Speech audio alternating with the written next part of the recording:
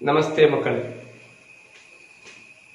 ಕಳೆದ ಕ್ಲಾಸ್ನಲ್ಲಿ ನಾವು ವಿದ್ಯುತ್ಕಾಂತೀಯ ಪ್ರೇರಣೆ ಅದಕ್ಕೆ ಸಂಬಂಧಿಸಿದಂತಹ ವಿಷಯಗಳ ಬಗ್ಗೆ ವಿವರವಾಗಿ ಕಲಿತೆ. ವಿದ್ಯುತ್ಕಾಂತೀಯ ಪ್ರೇರಣೆಯ ಬಗ್ಗೆ ಕಲಿತೆ. ಅದೇ ರೀತಿಯಲ್ಲಿ ಫ್ಲೆಮಿಂಗನ ಬಲಗೈ ನಿಯಮ, ವಿದ್ಯುತ್ ಪ್ರವಾಹದ ದಿಶೆಯನ್ನು ಕಂಡುಹಿಡಿಯುವಂತಹ ಫ್ಲೆಮಿಂಗನ ಬಲಗೈ ನಿಯಮದ ಬಗ್ಗೆ ನಾವು ಕಲಿತೆ. ಇದರ ಆಧಾರದಲ್ಲಿ ಒಂದು ಎಸಿ ಜನರೇಟರ್ ಹೇಗೆ ಕಾರ್ಯವೆಸಗುತ್ತದೆ ಎಂಬ ಬಗ್ಗೆಯೂ ನಾವು ವಿವರವಾಗಿ ಕಲಿತೆ. ಕಳೆದ ಕ್ಲಾಸಿನ ಕೊನೆಗೆ ನಾವು 2 ಅಸೈನ್ಮೆಂಟ್ಗಳ ಬಗ್ಗೆ ನೋಡಿದ್ವಿ. ಆ ಅಸೈನ್ಮೆಂಟ್ ಅನ್ನು ಒಂದ್ಸಲ ನೋಡಿ. ಒಂದು ಚಿತ್ರವನ್ನು ಕೊಡಲಾಗಿದೆ. ಆ ಚಿತ್ರದಲ್ಲಿ ಪ್ರಶ್ನೆ ಏನು? ಚಿತ್ರದಲ್ಲಿ ನೀಡಲಾದ ಸಂಖ್ಯೆಗಳು ಯಾವ ಭಾಗಗಳನ್ನು ಸೂಚಿಸುತ್ತವೆ? ನಮಗೆ ಗೊತ್ತುಂಟು ಆ ಚಿತ್ರ ಯಾವುದರ ಚಿತ್ರ ಹೇಳಿ ನೋಡಿ. ಯಾವ ಚಿತ್ರದು? ಅದು ಒಂದು ಎಸಿ ಜನರೇಟರ್ ಚಿತ್ರ. ಆ ಎಸಿ ಜನರೇಟರ್ನಲ್ಲಿ ಇರುವ ಭಾಗಗಳು, ಒಂದು ಎಂಬುದು ಯಾವುದನ್ನು ಸೂಚಿಸುತ್ತದೆ? ಫೀಲ್ಡ್ ಕಾಂತವನ್ನು ಸೂಚಿಸುತ್ತದೆ. 2 ಎಂಬುದು ಏನು ಸೂಚಿಸುತ್ತದೆ? ಆರ್ಮೇಚರ್ ಅನ್ನು ಸೂಚಿಸುತ್ತದೆ. ಹಾಗಿದ್ರೆ 3 ಯಾವುದನ್ನು ಸೂಚಿಸುತ್ತದೆ? 3 ಸ್ಲಿಪ್ ರಿಂಗ್ಗಳನ್ನು ಸೂಚಿಸುತ್ತದೆ. 4ನೇದು ಬ್ರಷ್ ಅನ್ನು ಸೂಚಿಸುತ್ತದೆ. ಅದು ಎ ಪ್ರಶ್ನೆ. ನೀವೆಲ್ಲ ಸರಳವಾದ ಪ್ರಶ್ನೆ, ಎಲ್ಲರೂ ಉತ್ತರ ಬರೆದಿರುತ್ತದೆ. ಹಾಗಿದ್ರೆ ಪ್ರಶ್ನೆ ಬಿ ಅನ್ಸರ್ ಓದಿ ನೋಡುವ. ಇದು ಯಾವ ತತ್ವದ ಆಧಾರದಲ್ಲಿ ಕಾರ್ಯನಿರ್ವಹಿಸುತ್ತದೆ ಎಂದು ಬರೀಬೇಕು. ನಮ್ಗೆ ಗೊತ್ತಿದ್ದ ಹಾಗೆ ಒಂದು ಎಸಿ ಜನರೇಟರ್ ವಿದ್ಯುತ್ಕಾಂತೀಯ ಪ್ರೇರಣೆಯ ತತ್ವದ ಆಧಾರದಲ್ಲಿ ಕಾರ್ಯನಿರ್ವಹಿಸುತ್ತದೆ. ಇನ್ನು ಅದರ ವಿವರಣೆ ಏನು ಅಂತ ಹೇಳಿದಾಗ, ಈ ಚಿತ್ರದಲ್ಲಿ ತೋರಿಸಿದ ಹಾಗೆ ಫೀಲ್ಡ್ ಮ್ಯಾಗ್ನೆಟ್ನ ಎಡೆಯಲ್ಲಿ ಆರ್ಮೇಚರು ತಿರುಗುತ್ತಾ ಇದೆ. ಆಗ ಅರ್ಧ ಸುತ್ತು ಆರ್ಮೇಚರು ತಿರುಗುವಾಗ ಒಂದು ದಿಶೆಯಲ್ಲಿ ವಿದ್ಯುತ್ ಪ್ರವಾಹ ಉಂಟಾಗ್ತದೆ. ಮುಂದಿನ ಅರ್ಧ ಸುತ್ತು ಆಗುವಾಗ ಇನ್ನೊಂದು ದಿಶೆಯಲ್ಲಿ ವಿದ್ಯುತ್ ಪ್ರವಾಹ. ಹೀಗೆ ನಿರಂತರವಾಗಿ ದಿಶೆ ಬದಲಾಯಿಸುವಂತಹ ಎಸಿ ವಿದ್ಯುತ್ ಉಂಟಾಗ್ತದೆ ಅಂತ ನಾವು ನೋಡ್ತೀವಿ. ಇನ್ನು 2ನೇ ಪ್ರಶ್ನೆಯನ್ನು ನೋಡಿ. ಆ 2ನೇ ಪ್ರಶ್ನೆ ಒಂದು ಗ್ರಾಫ್ ಉಂಟು. ಆ ಗ್ರಾಫಿನ ಆಧಾರದಲ್ಲಿ ನಾವು ಯಾವೆಲ್ಲ ಸಮಯದಲ್ಲಿ ಇಎಂಎಫ್ ಗರಿಷ್ಠ ಮತ್ತು ಕನಿಷ್ಠವಾಗಿರುವುದು ಎಂಬುದಾಗಿ ಬರೀಬೇಕು. ಹೇಳಿ ನೋಡುವ. ಇಎಂಎಫ್ ಗರಿಷ್ಠವಾಗಿರುವುದು ಅದು 90 ಡಿಗ್ರಿ ಆಗುವಾಗ, ಅಂದರೆ T/4. ಇನ್ನು 2ನೇ ಸಂದರ್ಭದಲ್ಲಿ ಗರಿಷ್ಠ ಆಗುವಂಥದ್ದು ಯಾವಾಗ? ಅದು 270 ಡಿಗ್ರಿ, ಅಂದರೆ 3T/4. ಇನ್ನು ಕನಿಷ್ಠ ಆಗುವುದು ಯಾವಾಗ ಅಂತ ನಾವು ಒಂದ್ಸಲ ನೋಡೋಣ. ಯಾವಾಗ ಆರಂಭದಲ್ಲಿ 0 ಡಿಗ್ರಿಯಲ್ಲಿ ಅದು ಕನಿಷ್ಠ ಆಗಿದೆ, ನಂತರ 180 ಡಿಗ್ರಿ T/2 ಅದು ಕನಿಷ್ಠ ಆಗಿದೆ, ನಂತರ ಪೂರ್ತಿ ಸುತ್ತು ತಿರುಗುವಾಗಲೂ ಅದು ಕನಿಷ್ಠ. ಹಾಗಿದ್ದರೆ ಕನಿಷ್ಠವಾಗಿರುವಂಥದ್ದು 0ಯಲ್ಲಿ T/2 ಮತ್ತು T.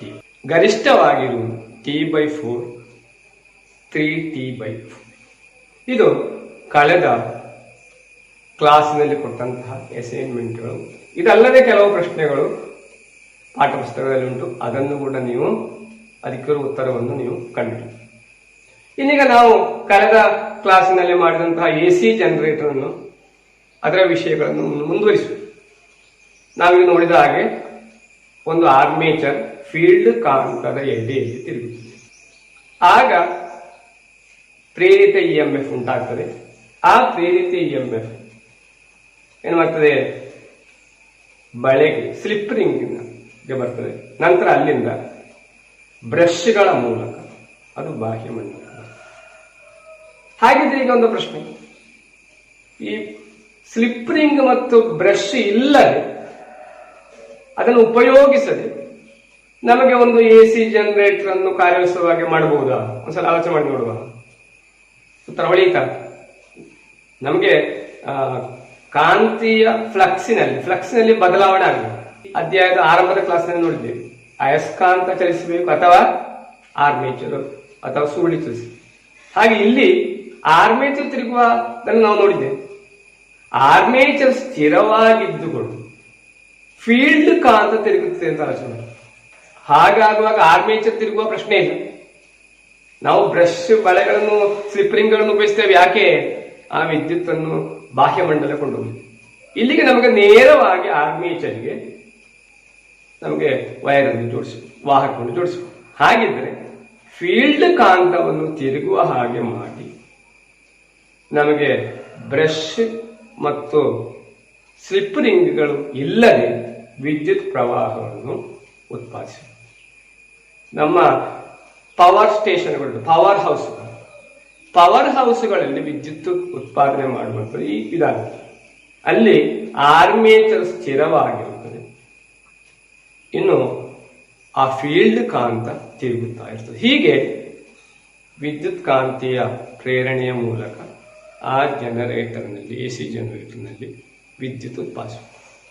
ಇದರಿಂದ ಏನಾದರೂ ಪ್ರಯೋಜನ ಉಂಟಾ ಅಂತ ಹೇಳಿದ್ರೆ, ಅಲ್ಲಿ ಬ್ರಷ್ನಲ್ಲಿ ಸ್ಲಿಪ್ ರಿಂಗ್ ಬ್ರಷ್ಗೆ ಅವುಗಳು ವರ್ಗಾವಣೆ ಆಗುವಾಗ ಅಲ್ಲಿ ಸ್ಪಾರ್ಕ್ ಆಗ್ತದೆ. ಹಾಗಿದ್ರೆ ಸ್ಪಾರ್ಕ್ ಇಲ್ಲದೆ ನಮಗೆ ವಿದ್ಯುತ್ ಪ್ರವಾಹವನ್ನು ಬಾಹ್ಯ ಮಂಡಲಕ್ಕೆ ಕೊಂಡೋಗುತ್ತೆ. ಇದಾಗಿದೆ ಅದರ ವಿಶೇಷ. ಇದರಲ್ಲಿರುವ ಪ್ರಯೋಜನ ಮಾತ್ರ ಅಲ್ಲ, ಚೈತನ್ಯ ನಷ್ಟವು ಕಡಿಮೆ. ಹಾಗಿದ್ರೆ ನಮ್ಮ AC ಜನರೇಟರ್, ಸಾಮಾನ್ಯವಾಗಿ ನಾವು ಉಪಯೋಗಿಸುವಂತಹ AC ಜನರೇಟರ್ ಉಂಟು. ಆ AC ಜನರೇಟರ್ ಕಾರ್ಯವೆಸಗುವಾಗ ನಮ್ಗೆ ಗೊತ್ತುಂಟು, ನಮ್ಮ ಊರಿನಲ್ಲಿಯೋ ಜನರೇಟರ್ಗಳು ಕಾರ್ಯವೆಸಗುವಾಗ ನೀವು ನೋಡಿರ್ಬೋದು. ಹೇಗೆ ಜನರೇಟರ್ ಕಾರ್ಯವೆಸಗುವ ಮಾಡುವಂಥದ್ದು, ಅದಕ್ಕೆ ಒಂದು ಉಪಕರಣ ಉಂಟು, ಒಂದು ಯಂತ್ರ. ಅದನ್ನು ಡೀಸಲು ಪೆಟ್ರೋಲು ಉಪಯೋಗಿಸಿ ಕಾರ್ಯವೆಸಗುವಾಗ ಮಾಡುದು. ಹಾಗಿದ್ರೆ ಆ ಆರ್ಮೇಚರ್ ತಿರುಗಬೇಕಿದ್ರೆ ಅದಕ್ಕೆ ಒಂದು ಯಾಂತ್ರಿಕ ಚೈತನ್ಯ ಇದೆ. ಆ ಯಾಂತ್ರಿಕ ಚೈತನ್ಯ ಸಿಕ್ಕುವಂಥದ್ದು ಈಗ ನಾವು ಹೇಳಿದ ಹಾಗೆ ಡೀಸೆಲ್ನಿಂದ ಅಥವಾ ಪೆಟ್ರೋಲ್. ಇನ್ನು ಇದಲ್ಲದೆ ಬೇರೆ ಯಾವುದಾದ್ರೂ ವಿಧಾನದಿಂದ ನಮಗೆ ಆರ್ಮೇಚರ್ ಅನ್ನು ತಿರುಗುವ ಹಾಗೆ ಮಾಡಬಹುದಾ? ಆಲೋಚನೆ ಮಾಡಿ ನೋಡುವ. ನಮ್ಮ ಜಲವಿದ್ಯುತ್ ಸ್ಥಾವರ, ಮೂಲ ಮಟ್ಟಂನಲ್ಲಿ ಜಲವಿದ್ಯುತ್ ಸ್ಥಾವರ ಉಂಟು ಅಂತ ಹೇಳಿದ್ವಿ ಇಡುಕಿಯಲ್ಲಿ. ಅಲ್ಲಿ ನೀವು ನೋಡಿರ್ಬೋದು, ಆ ಆರ್ಮೇಚರು ಅಥವಾ ಫೀಲ್ಡ್ ಕಾಂತ ತಿರುಗುವಂಥದ್ದು ಡೀಸೆಲ್ನಿಂದ ಪೆಟ್ರೋಲ್ ಅಂತಲ್ಲ. ಮತ್ತೆ ಹೇಗೆ ಹೇಳಿ ನೋಡುವ. ಮೇಲಿನ ಅಣೆಕಟ್ಟಿನಲ್ಲಿ ಸಂಗ್ರಹವಾದ ನೀರು ಕೆಳಕ್ಕೆ ಬೀಳುವಂತ ಆ ಚೈತನ್ಯ, ಆ ಸ್ಥಿತಿ ಚೈತನ್ಯ, ಗತಿ ಚೈತನ್ಯ, ಅದರ ಆಧಾರದಲ್ಲಿ ಅವುಗಳು ತಿರುಗುವಂತ. ಅದರಿಂದ ಎತ್ತರದಲ್ಲಿ ಕಟ್ಟಿ ನಿಂತಹ ನೀರಿರ್ಬೋದು, ಅಣೆಕಟ್ಟಿನಲ್ಲಿರುವ ನೀರಿರ್ಬೋದು. ಇನ್ನು ಉಷ್ಣ ಚೈತನ್ಯವನ್ನು ನಾವೀಗ ಹೇಳಿದಾಗ ಡೀಸೆಲ್ ಪೆಟ್ರೋಲ್ ಉಪಯೋಗಿಸಿರ್ಬೋದು. ನ್ಯೂಕ್ಲಿಯರ್ ಚೈತನ್ಯವನ್ನು ಉಪಯೋಗಿಸಿ, ಗಾಳಿ ಚೈತನ್ಯವನ್ನು, ಗಾಳಿಯಿಂದ ಇರುವಂತಹ ಚೈತನ್ಯ ಉಪಯೋಗಿಸಿ ನಮಗೆ ಹೀಗೆ ಹಲವು ವಿಧಾನದಿಂದ ನಮಗೆ ಈ ಆರ್ಮೇಚರ್ ಅನ್ನು ಅಥವಾ ಫೀಲ್ಡ್ ಕಾಂತವನ್ನು ತಿರುಗುವ ಹಾಗೆ ಇರುವಂತಹ ಯಾಂತ್ರಿಕ ಚೈತನ್ಯವನ್ನು ಪಡೆಯಬೇಕು. ಹಾಗಿದ್ದರೆ ನಾವೀಗ AC ಜನರೇಟರ್ನ ಬಗ್ಗೆ ನೋಡಿದೆವು, ಅದರ ವಿವಿಧ ಭಾಗಗಳ ಬಗ್ಗೆ ನಾವು ನೋಡಿದೆವು. ಹಾಗಿದ್ರೆ ನಮಗೀಗ ಒಂದು DC ಜನರೇಟರ್ ಅಥವಾ DC ಯನ್ನು ಉತ್ಪಾದಿಸುವ ಜನರೇಟರ್ ಬೇಕು. ಜನರೇಟರ್ ಅನ್ನು ಉಪಯೋಗಿಸಿ DC ಯನ್ನು ನಮಗೆ ಉತ್ಪಾದಿಸಬೇಕು. ಏನು ದಾರಿ ಹೇಳಿ ನೋಡುವ, ಏನಾದರೂ ದಾರಿ ಉಂಟ? ನಾವು DC ಮೋಟಾರ್ನ ಬಗ್ಗೆ ನೋಡಿದ್ವಿ. DC ಮೋಟಾರ್ನಲ್ಲಿ ನಾವು ಅಲ್ಲಿ ನೋಡಿದ್ದೇವೆ ಸ್ಪ್ಲಿಟ್ ರಿಂಗ್ ಕಮ್ಯುಟೇಟರ್, ನೆನಪಾಗಿರ್ಬೋದು, 2ನೇ ಅಧ್ಯಾಯದಲ್ಲಿ ಬರ್ತದೆ, ಮೋಟಾರ್ ತತ್ವದಲ್ಲಿರ್ಬಾರ್ದು. ಆ ಸ್ಪ್ಲಿಟ್ ಅರ್ಧ ಅಂತ ಸೀಳು, ಆ ಸ್ಪ್ಲಿಟ್ ರಿಂಗ್ ಅರ್ಧ ಬಳೆ, ಸೀಳು ಬಳೆ ಇರುವಂತಹ ಕಮ್ಯುಟೇಟರ್ ಉಪಯೋಗಿಸಿ ಮೋಟಾರ್ನಲ್ಲಿ ವಿದ್ಯುತ್ ಪ್ರವಾಹದ ದಿಶೆಯನ್ನು ಬದಲಾಯಿಸಿ ನಾವು ಉಪಯೋಗಿಸ್ತೀವಿ. ಅದೇ ವಿಷಯ ಇಲ್ಲಿ ಒಂದು AC ಜನರೇಟರ್ನಲ್ಲಿ ನಾವೀಗ ಹೇಳಿದ ಹಾಗೆ ಅದರಲ್ಲಿ ಸ್ಪ್ಲಿಟ್ ರಿಂಗ್ ಕಮ್ಯೂಟೇಟರ್ ಅನ್ನು ಉಪಯೋಗಿಸಿ ಅದನ್ನು ಡಿಸಿ ಆಗಿ ಬದಲಾಯಿಸಲಿಕ್ಕೆ ಸಾಧ್ಯ. ಹಾಗಿದ್ರೆ ಅದಕ್ಕೆ ಸಂಬಂಧಿಸಿದ ಒಂದು ಚಿತ್ರವನ್ನು, ಆ ಚಿತ್ರವನ್ನು ಒಂದ್ಸಲ ನೋಡಿ. ಆ ಚಿತ್ರದಲ್ಲಿ ಇರುವ ವಿವಿಧ ಭಾಗಗಳನ್ನು ಒಂದ್ಸಲ ನೋಡಿ. ಅದರಲ್ಲಿ split ರಿಂಗ್ಗಳು R1 R2, ಬ್ರಷ್ಗಳು B1 B2. ಇನ್ನು ಅದರ ವಿಶೇಷತೆ ಏನು ಅಂತ ಹೇಳಿದ್ರೆ, ನಾವೀಗ ಹೇಳಿದ ಹಾಗೆ ಆ ಒಂದು ಫೀಲ್ಡ್ ಮ್ಯಾಗ್ನೆಟ್, ಫೀಲ್ಡ್ ಕಾಂತ, ಅದರ ಎಡೆಯಲ್ಲಿ ಆರ್ಮೇಚರ್ ತಿರುಗು. ನಾವು ಕಳೆದ ಕ್ಲಾಸಲ್ಲಿ ನೋಡಿದ್ದೇವೆ, ಆರ್ಮೇಚರ್ನ ಒಂದು ಭಾಗ ಮೇಲಕ್ಕೆ ಬರ್ತದೆ, ಆಗ ವಿದ್ಯುತ್ ಪ್ರವಾಹ ಅಲ್ಲಿ ಉಂಟಾಗ್ತದೆ. ಫ್ಲೆಮಿಂಗನ ಬಲಗೆ ನಿಯಮ ಕೆಳ ಭಾಗಕ್ಕೆ ಬರುವ ಭಾಗದಲ್ಲಿ ಮೂಲಕವಾಗಿ ಹೋಗ್ತದೆ. ಇನ್ನು ನಮ್ಮ ಇಲ್ಲಿ ಈ ಸ್ಪ್ಲಿಟ್ ರಿಂಗ್ ಕಮ್ಯೂಟೇಟರ್ನ ಅರ್ಧ ಬಳಿ ಈ ಬ್ರಷ್ ಸ್ಥಿರವಾಗಿ B1 B2. ಆರಂಭದಲ್ಲಿ ಅರ್ಧ ಸುತ್ತು ತಿರುಗುವಾಗ R1 ಎಂಬ ಸ್ಪ್ಲಿಟ್ ರಿಂಗ್ ಅದು B1 ಬ್ರಷ್ನ ಸಂಪರ್ಕ ಬರ್ತದೆ. ಇನ್ನು ಎರಡನೇ ಅರ್ಧ ಸುತ್ತು ತಿರುಗುವಾಗ B1 ಬ್ರಷ್ನ ಸಂಪರ್ಕಕ್ಕೆ ಬರುವಂತದ್ದು R2 ಎಂಬ ಸ್ಪ್ಲಿಟ್ ರಿಂಗ್. ಹಾಗಿರುವಾಗ ಏನಾಗ್ತದೆ ಅಂತ ಹೇಳಿದ್ರೆ, ನಾವೀಗ ಹೇಳಿದ ಹಾಗೆ ಈ B1 ಬ್ರಷ್ನ ಸಂಪರ್ಕಕ್ಕೆ ಯಾವಾಗಲೂ ಬರುವಂತದ್ದು ಮೇಲಕ್ಕೆ ಬರುವಂತಹ ಆ ಚಿತ್ರವನ್ನು ನಾವು ನೋಡಿದ್ದೇವೆ. ಆ ಮೇಲಕ್ಕೆ ಬರುವ ಆರ್ಮೇಚರ್ ಯಾವಾಗಲೂ B1 ಬ್ರಷ್ನ ಕೆಳಗೆ, ಕೆಳಕ್ಕೆ ಬರುವ ಆರ್ಮೇಚರ್ನ ಭಾಗ B2 ಬ್ರಷ್ನ ಬದಲು ಬರ್ತದೆ. ಈಗ ನಾವು ಆರಂಭದಲ್ಲಿ ನಾವು ನೋಡಿದ ಹಾಗೆ ಅರ್ಧ ಸುತ್ತು ತಿರುಗುವಾಗ ಈ ಭಾಗ R1 ಭಾಗ ಮೇಲಕ್ಕೆ ಬರ್ತದೆ, ಆಗ ಉತ್ಪಾದಿಸುವ ವಿದ್ಯುತ್ B1 ಬ್ರಷ್ನ ಮೂಲಕ ಕೆಳಕ್ಕೆ ಬರುವಂತದ್ದು ಯಾವುದು R2. ಇನ್ನು ಎರಡನೇ ಅರ್ಧ ಸುತ್ತು ತಿರುಗುವಾಗ ಮೇಲಕ್ಕೆ ಬರುವಂತದ್ದು ಯಾವುದು ಆ ರಿಂಗಿನ ಇನ್ನೊಂದು ಭಾಗ R2 ರಿಂಗ್. ಹಾಗೆ R2 ರಿಂಗ್ ಮೇಲಕ್ಕೆ ಬರ್ತದೆ. ಹಾಗೆ R2 ರಿಂಗ್ ಮೇಲಕ್ಕೆ ಬರುವಾಗ ಆ R2 ರಿಂಗ್ ಈಗ B1 ಬ್ರಷ್ನ ಸಂಪರ್ಕ. ಒಟ್ಟಿನಲ್ಲಿ ಆ ದಿಶೆ ಬದಲಾಯಿಸುವ ವಿದ್ಯುತ್ ಒಂದೇ ದಿಶೆಗೆ ಚಲಿಸುತ್ತೆ. ಹೀಗೆ ಒಟ್ಟಿನಲ್ಲಿ ಈಗಾಗಲೇ ನಾವು ಹೇಳಿದ ಹಾಗೆ ಅರ್ಥ ಆಗಿರಬಹುದು ಅಂತ ಕಾಣ್ತದೆ. ಯಾವಾಗಲೂ ಮೇಲಕ್ಕೆ ಬರುವ ರಿಂಗ್ B1 ಬ್ರಷ್ನ ಸಂಪರ್ಕ, ಕೆಳಕ್ಕೆ ಬರುವ ಸ್ಪ್ಲಿಟ್ ರಿಂಗ್ B2 ಸಂಪರ್ಕಕ್ಕೂ ಬರ್ತದೆ. ಹಾಗಿರುವಾಗ ವಿದ್ಯುತ್ ಪ್ರವಾಹ ಮೇಲಕ್ಕೆ ಬರುವ ಭಾಗದಲ್ಲಿ ವಿದ್ಯುತ್ ಪ್ರವಾಹ ಬರುವ ಕಾರಣ ಅದು B1 ಬ್ರಷ್ನ ಮೂಲಕ ಬಾಹ್ಯ ಮಂಡಲಕ್ಕೆ ಬರ್ತದೆ. ಒಟ್ಟಿನಲ್ಲಿ ವಿದ್ಯುತ್ ಪ್ರವಾಹವು ನೇರ ವಿದ್ಯುತ್ ಪ್ರವಾಹವಾಗಿ ಬದಲಾಗಿದೆ. ಹೀಗೆ ನಮಗೆ ಡಿಸಿ ವಿದ್ಯುತ್ ಅನ್ನು ಉತ್ಪಾದಿಸುವ ಡಿಸಿ ಜನರೇಟರ್ ತಯಾರಿಸುವ. ಒಟ್ಟಿನಲ್ಲಿ ಡಿಸಿ ಜನರೇಟರ್ ತಯಾರಿಸುವಾಗ ನಾವು ಎಸಿ ಜನರೇಟರ್ ನಲ್ಲಿ ಉಪಯೋಗಿಸಿದ ಸ್ಲಿಪ್ ರಿಂಗಿನ ಬದಲು ಡಿಸಿ ಜನರೇಟರ್ ನಲ್ಲಿ ಸ್ಪ್ಲಿಟ್ ರಿಂಗ್ ಕಮ್ಯೂಟೇಟರ್ಗಳನ್ನು ಉಪಯೋಗಿಸ್ತಾರೆ ಅಂತ ನಾವು ಹೇಳುವ. ಇದಷ್ಟು ಡಿಸಿ ಜನರೇಟರ್ನ ಬಗ್ಗೆ. ಇನ್ನೀಗ ನಾವು ಕಳೆದ ಕ್ಲಾಸಿನಲ್ಲಿ ಅಂದ್ರೆ 2ನೇ ಅಧ್ಯಾಯದಲ್ಲಿ ಡಿಸಿ ಮೋಟರ್ನ ಬಗ್ಗೆ ನೋಡ್ತೀವಿ. ಈಗ ಡಿಸಿ ಜನರೇಟರ್ನ ಬಗ್ಗೆಯೂ ನಾವು ಕಲ್ತೀವಿ. ಹಾಗಿದ್ರೆ ಡಿಸಿ ಮೋಟಾರ್ ಮತ್ತು ಡಿಸಿ ಜನರೇಟರ್ ನಡುವಿರುವಂತಹ ಸಾಮ್ಯತೆಗಳೇನು ಹೇಳಿ ನೋಡುವ. ಡಿಸಿ ಜನರೇಟರ್ ನಲ್ಲಿಯೂ ಫೀಲ್ಡ್ ಕಾಂತ, ಶಾಶ್ವತ ಕಾಂತ, ನಂತರ ಆರ್ಮೇಚರ್, ನಂತರ ರಿಂಗ್ಗಳು, ಸ್ಪ್ಲಿಟ್ ರಿಂಗ್, ಎರಡರಲ್ಲಿಯೂ ಸ್ಪ್ಲಿಟ್ ರಿಂಗ್ಗಳು, ಎರಡರಲ್ಲಿಯೂ ಬ್ರಷ್ ಉಂಟು. ಹಾಗಿದ್ರೆ ಡಿಸಿ ಮೋಟರ್ನಲ್ಲಿಯೂ ಡಿಸಿ ಜನರೇಟರ್ನಲ್ಲಿಯೂ ಎರಡರಲ್ಲಿಯೂ ಇರುವ ಸಾಮ್ಯತೆ ಏನು ಅಂತ ಹೇಳಿದ್ರೆ, ಎರಡರಲ್ಲಿಯೂ ಶಾಶ್ವತ ಕಾಂತ ಉಂಟು, ಆರ್ಮೇಚರ್ ಉಂಟು, ಸ್ಪ್ಲಿಟ್ ರಿಂಗ್ ಉಂಟು, ಬ್ರಷ್. ಈಗ ನಾವು ಡಿಸಿ ಜನರೇಟರ್ ತಯಾರಿಸೋದು ಹೇಗೆ ಅಂತ ನೋಡಿ, ಅದರ ರಚನೆ ನೋಡಿ. ಡಿಸಿ ಜನರೇಟರ್ ಈಗ ಕಾರ್ಯನಿರ್ವಹಿಸ್ತಾ ಉಂಟು. ಅದರ ಔಟ್ಪುಟ್ ನಲ್ಲಿ ವಿದ್ಯುತ್ ಪ್ರವಾಹ ನಮಗೆ ಸಿಗ್ತದೆ. ಅದನ್ನೊಂದು ಗ್ಯಾಲನೋಮೀಟರ್ಗೆ ನಾವು ಜೋಡಿಸ್ತೀವಿ. ಈಗ ಏನಾಗಬಹುದು, ಗ್ಯಾಲನೋಮೀಟರ್ನ ಸೂಜಿಯು ವಿಕ್ಷೇಪ. ಹೇಗೆ ವಿಕ್ಷೇಪ ಆಗ್ತದೆ? ಅದು ಒಂದು ಭಾಗಕ್ಕೆ ಮಾತ್ರ. ಆಗ ನಾವು ಎಸಿ ವಿದ್ಯುತ್ ಆಗುವಾಗ ಅದು ಎರಡೂ ಭಾಗಕ್ಕೂ ಕಂಪನ ಆಗುವುದು ನೋಡಿದ್ದೇವೆ. ಆದ್ರೆ ಈಗ ಅದು ಒಂದು ಭಾಗಕ್ಕೆ ಮಾತ್ರ ಚಲಿಸುತ್ತದೆ, ಒಂದು ಸಣ್ಣ ಕಂಪನ. ಹಾಗಿದ್ರೆ ದಿಶೆ ಬದಲಾಗ್ತದ? ದಿಶೆ ಬದಲಾಗ. ಹಾಗಿದ್ರೆ ವಿದ್ಯುತ್ತಿನ ಪರಿಮಾಣ ಒಂದೇ ಲೆಕ್ಕ ಉಂಟಾ? ಆಲೋಚನೆ ಮಾಡಿ. ಆ ವಿದ್ಯುತ್ತಿನ ಪರಿಮಾಣ ಅದರಲ್ಲಿ ಏರಿಳಿತ ಉಂಟು.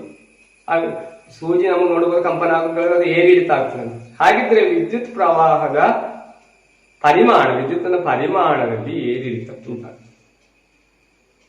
ಇದು ಆ ಗ್ಯಾಲನೋಮೀಟರ್ನಲ್ಲಿ ಉಂಟಾಗುವಂತಹ ವಿಶೇಷತೆ. ಹಾಗಿದ್ರೆ ಡಿಸಿ ವಿದ್ಯುತ್ತಿನ ಬಗ್ಗೆ ನಾವು ನೋಡಿದ್ದು, ಒಂದು ಭಾಗಕ್ಕೆ ಮಾತ್ರ ಕಂಪನ ಆಗ್ತಂತ ನಾವು ನೋಡಿದ್ದೇವೆ, ಒಂದು ಭಾಗಕ್ಕೆ ವಿಕ್ಷೇಪ ಆಗ್ತದೆ, ದಿಶೆ ಬದಲಾಗುವುದಿಲ್ಲ, ವಿದ್ಯುತ್ತಿನ ಪರಿಮಾಣದಲ್ಲಿ ಏರಿಳಿತ ಉಂಟಾಗ್ತದೆ. ಹಾಗಿದ್ರೆ ನಮಗೀಗ ಎಸಿ ಜನರೇಟರ್ನ ವಿದ್ಯುತ್ತಿನ ಬಗ್ಗೆ ನಾವು ನೋಡಿದ್ದೇವೆ. ಡಿಸಿ ಜನರೇಟರ್ನಲ್ಲಿ ಉಂಟಾಗುವಂತಹ ವಿದ್ಯುತ್ ಪ್ರವಾಹದ ಬಗ್ಗೆ ನಾವು ನೋಡಿದ್ದೇವೆ. ಇನ್ನು ನಮ್ಮ ಸಾಮಾನ್ಯ ಬ್ಯಾಟರಿ, ಆ ಬ್ಯಾಟರಿಯಲ್ಲಿ ಲಭಿಸುವಂತಹ ವಿದ್ಯುತ್ ಪ್ರವಾಹ, ಹೀಗೆ 3 ವಿದ್ಯುತ್ತಿನ ಮೂಲ ಅಥವಾ 3 ಮೂಲಗಳಿಂದ ಲಭಿಸುವ ವಿದ್ಯುತ್ ಪ್ರವಾಹ. ಅದರ ವಿಶೇಷತೆಗಳೇನು ಅಂತ ನಮಗೆ ನೋಡ್ಲಿಕ್ಕೆ ಏನಾಗಿರ್ಬೋದು ವಿಶೇಷ, ಒಂದ್ಸಲ ಬರ್ದು ನೋಡುವ. ಈಗ ನಿಮ್ಮ ಒಂದು ಪಟ್ಟಿ ಉಂಟು, ಪಟ್ಟಿಯನ್ನು ಒಂದ್ಸಲ ನಾನೀಗ ಪ್ರದರ್ಶಿಸ್ತೇನೆ. ಆ ಪಟ್ಟಿಯನ್ನು ಒಂದ್ಸಲ ನೋಡಿ. ಆ ಪಟ್ಟಿಯಲ್ಲಿ ಏನುಂಟು, ಎಸಿ ಜನರೇಟರ್ನಿಂದ ಲಭಿಸುವ ವಿದ್ಯುತ್, ಡಿಸಿ ಜನರೇಟರ್ನಿಂದ ಲಭಿಸುವ ವಿದ್ಯುತ್, ಬ್ಯಾಟರಿಯಿಂದ ಲಭಿಸುವ ವಿದ್ಯುತ್ತಿನ ಆ ವಿಶೇಷತೆಗಳನ್ನು ಅಲ್ಲಿ ಕೊಟ್ಟಿದ್ದಾರೆ. ಹಾಗಿದ್ರೆ ಆ ಪಟ್ಟಿಯನ್ನು ಕೂಡ ಒಂದ್ಸಲ ನೋಡಿ. ಅದರ ವಿಶೇಷತೆಗಳನ್ನು ನಾವು ಬರಿಬೇಕು. ಒಂದ್ಸಲ ನೀವು ಆ ಪಟ್ಟಿಯನ್ನು ಪೂರ್ತಿಗೊಳಿಸಲಿಕ್ಕೆ ಪ್ರಯತ್ನಿಸಿ ನೋಡುವ. ಆಗ ಒಂದನೇದು ಒಂದ್ಸಲ ಪುನಃ ನೋಡಿ. ಒಂದನೇದರಲ್ಲಿ ಅದು ಯಾವ್ದರ ವಿದ್ಯುತ್ ಪ್ರವಾಹ, ಆ ಗ್ರಾಫ್ ಎಸಿ ವಿದ್ಯುತ್ತಿನ ಗ್ರಾಫ್, ಅಲ್ಲಿ ಗ್ರಾಫ್ ಅದು ಕೊಟ್ಟು ಅದರ ವಿಶೇಷತೆ ಒಂದಲ್ಲಿ ಕೊಟ್ಟಿದ್ದಾರೆ. ಏನು ವಿಶೇಷತೆ ಕೊಟ್ಟಿದ್ದಾರೆ ಈಗ ಒಂದ್ಸಲ ನೋಡಿ. ಅದರ ವಿಶೇಷತೆ ಒಂದ್ಸಲ ನೋಡುವ. ಅದರಲ್ಲಿ ವಿಶೇಷತೆ ಕೊಟ್ಟಿದ್ದಾರೆ. ಏನು ವಿಶೇಷತೆ? ವಿದ್ಯುತ್ ಪ್ರವಾಹದ ದಿಶೆ ನಿರಂತರವಾಗಿ ಬದಲಾಗುತ್ತದೆ, ಅದು ಒಂದು ವಿಶೇಷ. ಹಾಗೆ ಇನ್ನೊಂದು ವಿಶೇಷತೆ, ನಾವು ನೋಡಿದಾಗ ವಿದ್ಯುತ್ತಿನ ಪರಿಮಾಣ ಹೆಚ್ಚುತ್ತದೆ, ಕಡಿಮೆ ಆಗ್ತದೆ, ಏರಿಳಿತ ಉಂಟಾಗ್ತದೆ ನೋಡಿ. EMF ಹೆಚ್ಚುತ್ತದೆ, ಕಡಿಮೆ ಆಗ್ತದೆ. ಹಾಗೆ ಎರಡನೆಯದು ನೋಡಿ, ಅದು ಬ್ಯಾಟರಿಯಿಂದ ಲಭಿಸುವ ವಿದ್ಯುತ್. ಮೂರನೆಯದು ಜನರೇಟರ್ನ ಡಿಸಿ ವಿದ್ಯುತ್. ಇದು ಮೂರನ್ನು ಅದರ ವಿಶೇಷತೆಗಳನ್ನು ಹೀಗೆ ನೀವು ಸಲ ಬರೀ ನೋಡುವ. ಬರೆದ ನಂತರ ಅದನ್ನು ನಿಮ್ಮ ಸೈನ್ಸ್ ಡೈರಿಯಲ್ಲಿ ಅದನ್ನು ಚಂದ ಮಾಡಿ ಬರಿಬೇಕು. ಇನ್ನೀಗ ಅದರ ವಿಶೇಷತೆಗಳನ್ನು ನೀವು ಬರೆದ ನಂತರ ನಾನೀಗ ಅದರ ವಿಶೇಷತೆಗಳನ್ನು ಒಂದ್ಸಲ ಈಗ ಇಲ್ಲಿ ಚಾರ್ಟ್ನಲ್ಲಿ ಪ್ರದರ್ಶಿಸಿ ಒಂದ್ಸಲ ನೋಡಿ. ಅದನ್ನು ನೀವು ಹೋಲಿಸಿ ಏನಾದರೂ ಸಂಶಯಗಳಿದ್ರೆ ಅದನ್ನು ನಿವಾರಿಸಿ. ಆ ಚಾರ್ಟ್, ಅದರ ವಿಶೇಷತೆಗಳ ಒಂದು ಚಾರ್ಟ್ ಅನ್ನು ನಾನೀಗ ತೋರಿಸ್ತೀನಿ ನೋಡಿ. ಇದು ನಾವೀಗ ಹೇಳಿದ ಹಾಗೆ ಎಸಿ ಜನರೇಟರ್, ಅದರ ಗ್ರಾಫ್ ಆಗಿದೆ ಇದು. ಇಲ್ಲಿ ಮೇಲಕ್ಕಿರುವುದು, ಕೆಳಕ್ಕೆ ವಿರುದ್ಧ ದಿಕ್ಕಿನಲ್ಲಿ, ಪುನಃ ಪಾಸಿಟಿವ್ ದಿಕ್ಕಿನಲ್ಲಿ ನೆಗೆಟಿವ್, ಹೀಗೆ ನಿರಂತರವಾಗಿ ದಿಶೆ ಬದಲಾಯಿಸುವುದು. ಅದರ ವಿಶೇಷತೆಗಳು ನೋಡಿ, ನಿರಂತರವಾಗಿ ದಿಶೆ ಬದಲಾಗುತ್ತದೆ, EMF ಹೆಚ್ಚಾಗುವುದು ಹಾಗೂ ಕಡಿಮೆ ಆಗುವುದು. ಇನ್ನು ಬ್ಯಾಟರಿಯ ವಿದ್ಯುತ್, ಅದು ಡಿಸಿ ವಿದ್ಯುತ್, ಆದ್ರೆ ಅದು ಡಿಸಿ ಜನರೇಟರ್ನ ವಿದ್ಯುತ್ ಆಗಲ್ಲ. ಅದರಲ್ಲಿ ನೋಡಿ ದಿಶೆ ಬದಲಾಗುವುದಿಲ್ಲ, ಒಂದು ವಿಶೇಷ. ಎರಡನೇದೇ ನೋಡಿ, EMF ಸ್ಥಿರವಾಗಿರುತ್ತದೆ. ಆದ ಕಾರಣ ನಮ್ಮ ಗ್ರಾಫ್ನ ಅದು ಎಕ್ಸ್ ಅಕ್ಷಕ್ಕೆ ಸಮಾನ ಅಂತ. ಇನ್ನು ಮೂರನೇದು ನೋಡಿ, ಡಿಸಿ ಜನರೇಟರ್ನ ವಿದ್ಯುತ್, ಅಲ್ಲಿ ಆ EMF ಹೆಚ್ಚಾಗ್ತದೆ, ಕಡಿಮೆ ಆಗ್ತದೆ, ಹೆಚ್ಚಾಗ್ತದೆ, ಕಡಿಮೆ ಆಗ್ತದೆ ಎಸಿ ಜನರೇಟರ್ನ ಹಾಕಿ. ಆದ್ರೆ ವ್ಯತ್ಯಾಸ ಏನು? ಈ ಕೆಳಭಾಗ ಇಲ್ಲ, ಮೇಲೆ ಅಂತ ಹೇಳಿದ್ರೆ ವಿದ್ಯುತ್ ಪ್ರವಾಹದ ದಿಶೆ ಬದಲಾಗುವುದಿಲ್ಲ ಎಂಬುದು ಒಂದು ವಿಷಯ. ಎರಡನೇದು, EMF ಹೆಚ್ಚಾಗುತ್ತದೆ ಹಾಗೂ ಕಡಿಮೆ, EMF ಹೆಚ್ಚಾಗ್ತದೆ, ಕಡಿಮೆ ಆಗುತ್ತೆ, ಆದ್ರೆ ದಿಶೆ ಒಂದೇ. ಇದು ಈ ಮೂರು ಮೂಲಗಳಿಂದ ವಿದ್ಯುತ್ತಿನ ಮೂಲ, ಎಸಿ ಜನರೇಟರ್ ಲಭಿಸುವ ವಿದ್ಯುತ್, ಬ್ಯಾಟರಿಯಿಂದ ಲಭಿಸುವ ವಿದ್ಯುತ್ ಹಾಗೂ ಡಿಸಿ ಜನರೇಟರ್ ಲಭಿಸುವ ವಿದ್ಯುತ್, ಇದರ ವಿಶೇಷತೆಗಳಾಗಿದೆ ಈಗ ನಾವು ಕೊಟ್ಟು. ಇದನ್ನು ನಿಮ್ಮ ಸೈನ್ಸ್ ಡೈರಿಯಲ್ಲಿ ಸರಿಯಾಗಿ ಬರ್ಕೊಳ್ಳಿ. ಪರೀಕ್ಷೆಯ ದೃಷ್ಟಿಯಿಂದಲೂ ಬಹಳ ಇಂಪಾರ್ಟೆಂಟ್ ಆದ ಒಂದು ಭಾಗ. ಇನ್ನೀಗ ಬೇರೆ ಯಾವುದಾದ್ರೂ ವಿಧಾನದಿಂದ ವಿದ್ಯುತ್ ಕಾಂತೀಯ ಪ್ರೇರಣೆಯನ್ನು ಉಂಟು ಮಾಡಲು ಸಾಧ್ಯ. ಈಗ ಒಂದು ಚಿತ್ರ ತೋರಿಸ್ತೀನಿ, ಆ ಚಿತ್ರವನ್ನು ಒಂದ್ಸಲ ನೋಡಿ. ಆ ಚಿತ್ರದಲ್ಲಿ ಏನುಂಟು ನೋಡಿ, ಒಂದು ಮಿದು ಕಬ್ಬಿಣದ ತಿರುಳು. ಆ ಮಿದು ಕಬ್ಬಿಣದ ತಿರುಳಿಗೆ ವಿದ್ಯುತ್ ನಿರೋಧಿತ ಹೊದಿಕೆ ಇರುವ ಸರಿಗೆಯ ಸುತ್ತುಗಳನ್ನು ಸುತ್ತಿದ್ದಾರೆ. ಎರಡು ಭಾಗದಲ್ಲಿ ಸರಿಗೆ ಸುತ್ತು, ವಿದ್ಯುತ್ ನಿರೋಧಿತ ಸರಿಗೆಯ ಸುತ್ತುಗಳನ್ನು ಅಲ್ಲಿ ಸುತ್ತಿದೆ. ಇನ್ನು ಅದರಲ್ಲಿ ಮೊದಲನೆಯದು ಅನ್ನು ಒಂದು ಸ್ವಿಚ್ಚಿನ ಮೂಲಕ ಸೆಲ್ಲಿಗೆ ಜೋಡಿಸಿದೆ. ಎರಡನೆಯದನ್ನು ಏನು ಮಾಡಿದ್ದಾರೆ, LED ಬಲ್ಬಿಗೆ ಜೋಡಿಸಿದೆ. ಹಾಗಿದ್ರೆ ಎರಡು ಸರಿಗೆಯ ಸುರುಳಿಗಳುಂಟು.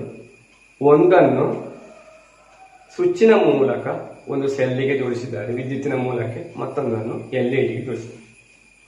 ಇಲ್ಲಿ ನಾವು ಅದನ್ನು ಉಪಯೋಗಿಸಿ ಒಂದು ಪ್ರಯೋಗ ಮಾಡುವುದಕ್ಕೆ ಹೋಗೋಣ.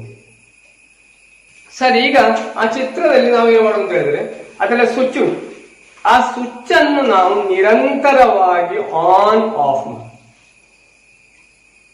ಅದರಲ್ಲಿ ಮೊದಲನೆಯ ಸುರುಳಿಯ ಸ್ವಿಚ್ ಅನ್ನು ಸುರುಳಿಗೆ ಜೋಡಿಸಿದಂತ ಒಂದು ಸ್ವಿಚ್ ಉಂಟು. ಆ ಸ್ವಿಚ್ ಅನ್ನು ನಿರಂತರವಾಗಿ ಆನ್ ಆಫ್ ಮಾಡುವಾಗ ಏನು ಕಾಣಬಹುದು ನಮಗೆ, ಅದರ ಪ್ರಯೋಗವನ್ನು ಮತ್ತೆ ನೋಡುವ.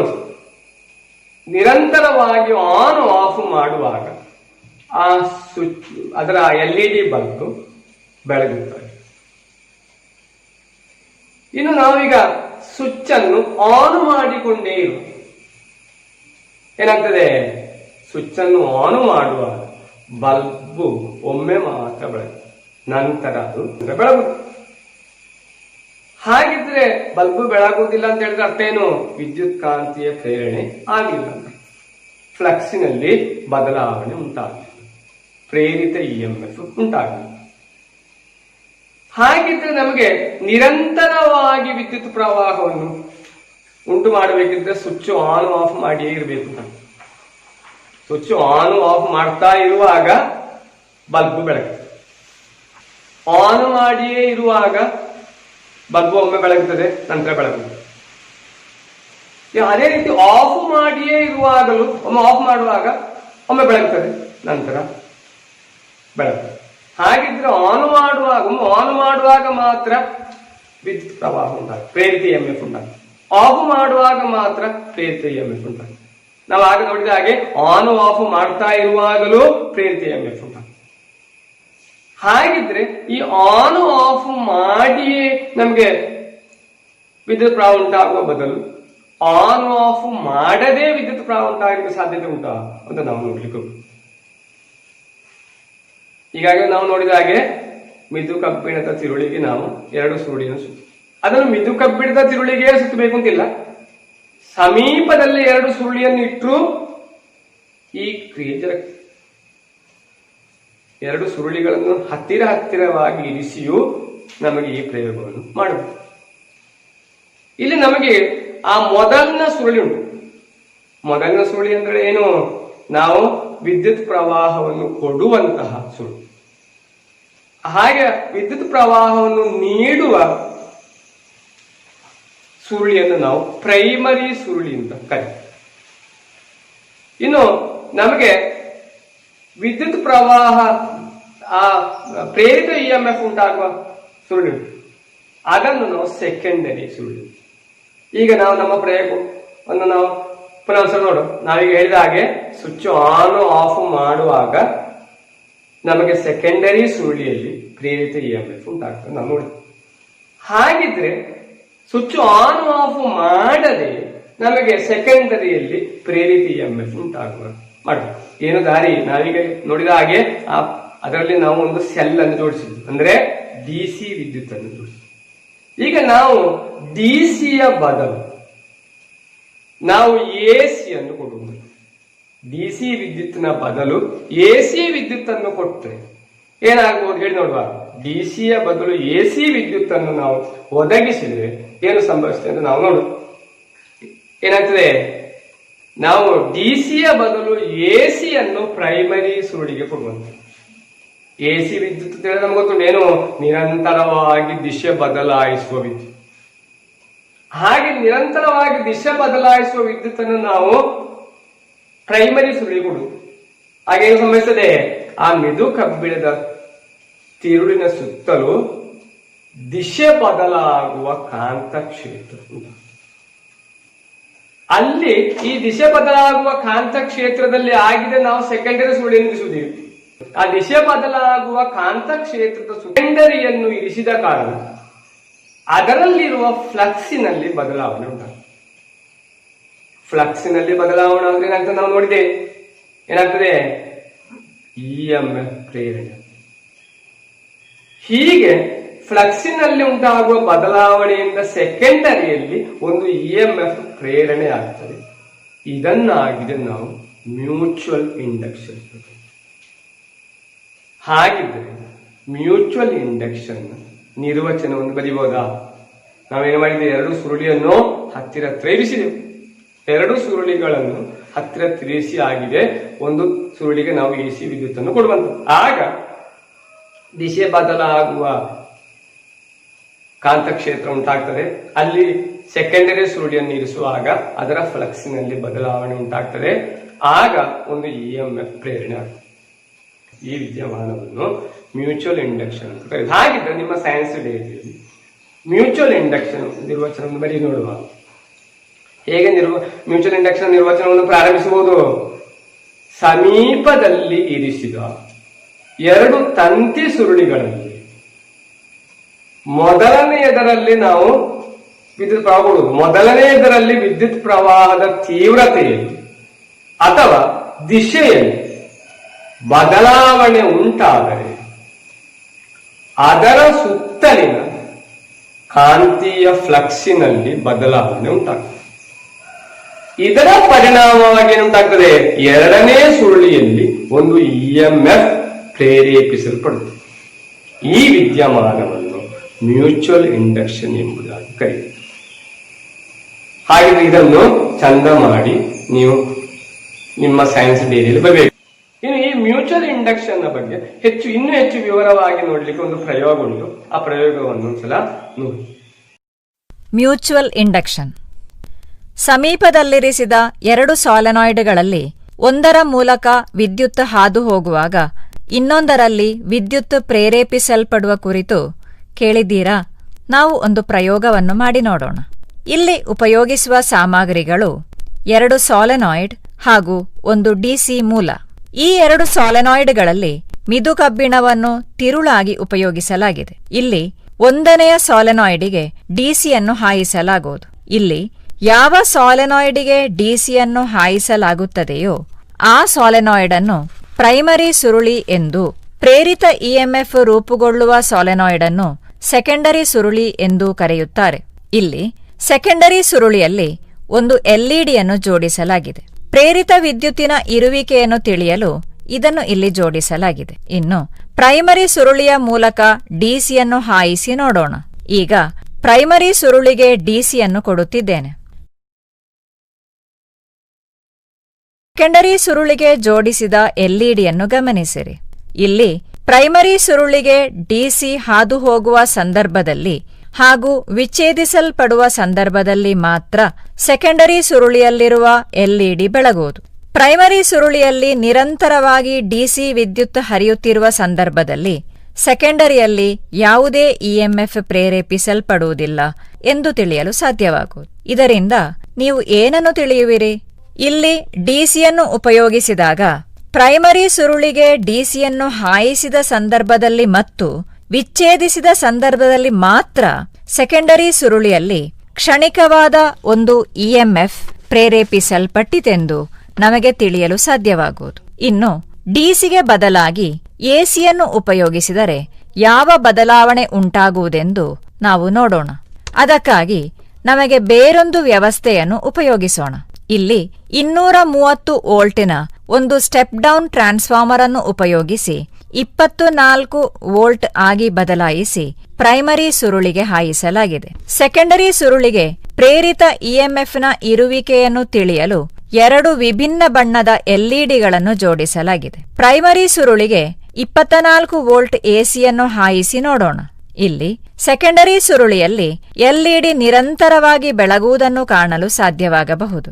ಮೊದಲು DC ಉಪಯೋಗಿಸಿದಾಗ ಪ್ರೈಮರಿ ಸುರುಳಿಗೆ ವಿದ್ಯುತ್ ಹಾದು ಹೋಗಲು ಆರಂಭವಾದ ಸಂದರ್ಭದಲ್ಲಿ ಮತ್ತು ಮಂಡಲವು ವಿಚ್ಛೇದಿಸಲ್ಪಟ್ಟ ಸಂದರ್ಭದಲ್ಲಿ ಮಾತ್ರ ಸೆಕೆಂಡರಿ ಸುರುಳಿಯಲ್ಲಿ ಇಎಂಎಫ್ ಪ್ರೇರೇಪಿಸಲ್ಪಟ್ಟಿತು. ಆದರೆ ಎಸಿ ಉಪಯೋಗಿಸಿದಾಗ ನಿರಂತರವಾಗಿ ಬಲ್ಬ್ ಬೆಳಗುವುದಾಗಿ ಕಾಣಲು ಸಾಧ್ಯವಾಯಿತು. ಇದಕ್ಕೆ ಕಾರಣವೇನು ಅಂದರೆ, ಫ್ಲಕ್ಸ್ ಬದಲಾಗುವ ಸಂದರ್ಭದಲ್ಲಿ ಮಾತ್ರ ಪ್ರೇರಿತ ಇಎಂಎಫ್ ರೂಪುಗೊಳ್ಳುವುದು. ಅಂದರೆ ಸಮೀಪದಲ್ಲಿರಿಸಿದ 2 ಸಾಲೆನಾಯ್ಡ್ಗಳಲ್ಲಿ ಯಾವುದಾದರೊಂದರ ಮೂಲಕವಿರುವ ವಿದ್ಯುತ್ ಪ್ರವಾಹದ ತೀವ್ರತೆಗೆ ಅಥವಾ ದಿಶೆಗೆ ಬದಲಾವಣೆ ಉಂಟಾದರೆ ಸಮೀಪದಲ್ಲಿರಿಸಿದ ಸುರುಳಿಯಲ್ಲಿ ಒಂದು ಪ್ರೇರಿತ ಇಎಂಎಫ್ ರೂಪುಗೊಳ್ಳುವುದು. ಈ ವಿದ್ಯಮಾನವು ಮ್ಯೂಚುವಲ್ ಇಂಡಕ್ಷನ್ ಎಂಬ ಹೆಸರಿನಲ್ಲಿ ಕರೆಯಲ್ಪಡುವುದು. ಈ ಪ್ರಯೋಗದಲ್ಲಿ ಮ್ಯೂಚುವಲ್ ಇಂಡಕ್ಷನ್ ಬಗ್ಗೆ ವಿವರವಾಗಿ ನಮಗೆ ನೋಡಬಹುದು. ಹಾಗಿದ್ರೆ ನಾವು ಇವತ್ತು ಯಾವುದೆಲ್ಲ ವಿಷಯಗಳನ್ನು ಕಲ್ತೇವೆ? ಎಸಿ ಜನರೇಟರ್, ಅದರಿಂದ ಆ ಎಸಿ ಜನರೇಟರ್ನಿಂದ ಡಿಸಿ ಅನ್ನು ಉತ್ಪಾದಿಸುವ ಡಿಸಿ ಜನರೇಟರ್ ಹೇಗೆ ತಯಾರಿಸಬಹುದು ಅಂತ ನಾವು ಕಲ್ತೇವೆ. ನಂತರ ಮ್ಯೂಚುವಲ್ ಇಂಡಕ್ಷನ್ ಬಗ್ಗೆ ಕಲ್ತೇವೆ. ಇನ್ನು ಇದರ ಆಧಾರದಲ್ಲಿ ನಾವೀಗ ಬರುವ ಕ್ಲಾಸಿಗೆ ಬರುವಾಗ ನೀವು 1-2 ಅಸೈನ್ಮೆಂಟ್ ಅನ್ನು ಮಾಡಿ ಬರ್ತೀವಿ. ಅಸೈನ್ಮೆಂಟ್ ಏನು ಅಂತ ಹೇಳಿದ್ರೆ, 1ನೇ ಪ್ರಶ್ನೆ ನೋಡಿ, ನೇರ ವಿದ್ಯುತ್ ಪ್ರವಾಹ ಡಿಸಿ ಮತ್ತು ಪರ್ಯಾಯ ವಿದ್ಯುತ್ ಪ್ರವಾಹ ಎಸಿಗಳ ವಿಶೇಷತೆಗಳನ್ನು ಬರೆಯಿರಿ. ಇನ್ನು 2ನೇ ಅಸೈನ್ಮೆಂಟ್ ನೋಡಿ, ಜನರೇಟರ್ನ 2 ರೇಖಾಚಿತ್ರಗಳನ್ನು ಕೊಡಲಾಗಿದೆ. ಅದರಲ್ಲಿ 3 ಸಬ್ ಪ್ರಶ್ನೆಗಳು. ಪ್ರಶ್ನೆ ಎ, 2ರ ಆರ್ಮೇಚರ್ ತಿರುಗುವುದಾದರೆ ಗ್ಯಾಲನೋಮೀಟರ್ನಲ್ಲಿ ಲಭಿಸುವ ವಿದ್ಯುತ್ತಿನ ವಿಶೇಷತೆ ಏನಾಗಿದೆ? ಪ್ರಶ್ನೆ ಬಿ, 2ರ ಫೀಲ್ಡ್ ಕಾಂತ ತಿರುಗುವುದಾದರೆ ಗ್ಯಾಲನೋಮೀಟರ್ನಲ್ಲಿ ಲಭಿಸುವ ವಿದ್ಯುತ್ತಿನ ವಿಶೇಷತೆ ಏನಾಗಿದೆ? ಪ್ರಶ್ನೆ ಸಿ, 2 ಸಂದರ್ಭಗಳಲ್ಲಿ ಲಭಿಸುವ ವಿದ್ಯುತ್ತಿನ ಗ್ರಾಫ್ ಅನ್ನು ರಚಿಸಿ. ಹೀಗೆ 2 ಅಸೈನ್ಮೆಂಟ್ಗಳು ಉಂಟು. ಇದನ್ನು ನೀವು ನಿಮ್ಮ ಸೈನ್ಸ್ ಡೈರಿಯಲ್ಲಿ ಬರಿಬೇಕು. ಏನಾದರೂ ಸಂಶಯಗಳಿದ್ರೆ ನಿಮ್ಮ ಫಿಸಿಕ್ಸ್ ಅಧ್ಯಾಪಕರೆಲ್ಲರನ್ನು ಕೇಳಿ ಅದನ್ನು ಪರಿಹರಿಸಿ ಸೈನ್ಸ್ ಡೈರಿಯಲ್ಲಿ ಬರಿಬೇಕು. ಮೌಲ್ಯಮಾಪನ ಮಾಡೋಣ ಎಂಬ ಭಾಗದಲ್ಲಿ ಇನ್ನೂ ಕೆಲವು ಪ್ರಶ್ನೆಗಳು, ಅದನ್ನು ಕೂಡ ನೀವು ಉತ್ತರಿಸಬೇಕು. ಇದನ್ನೆಲ್ಲ ಸೈನ್ಸ್ ಡೈರಿಯಲ್ಲಿ ಅಂದವಾಗಿ ಬರೆದು ಅದನ್ನು ಸರಿಯಾಗಿ ಮನನ ಮಾಡಬೇಕು. ನೀವೆಲ್ಲರೂ ಮನೆಯಲ್ಲಿ ಸುರಕ್ಷಿತರಾಗಿರಿ ಎಂಬುದಾಗಿ ಹೇಳುತ್ತಾ ಮತ್ತೊಮ್ಮೆ ನಿಮಗೆಲ್ಲರಿಗೂ ವಂದನೆ.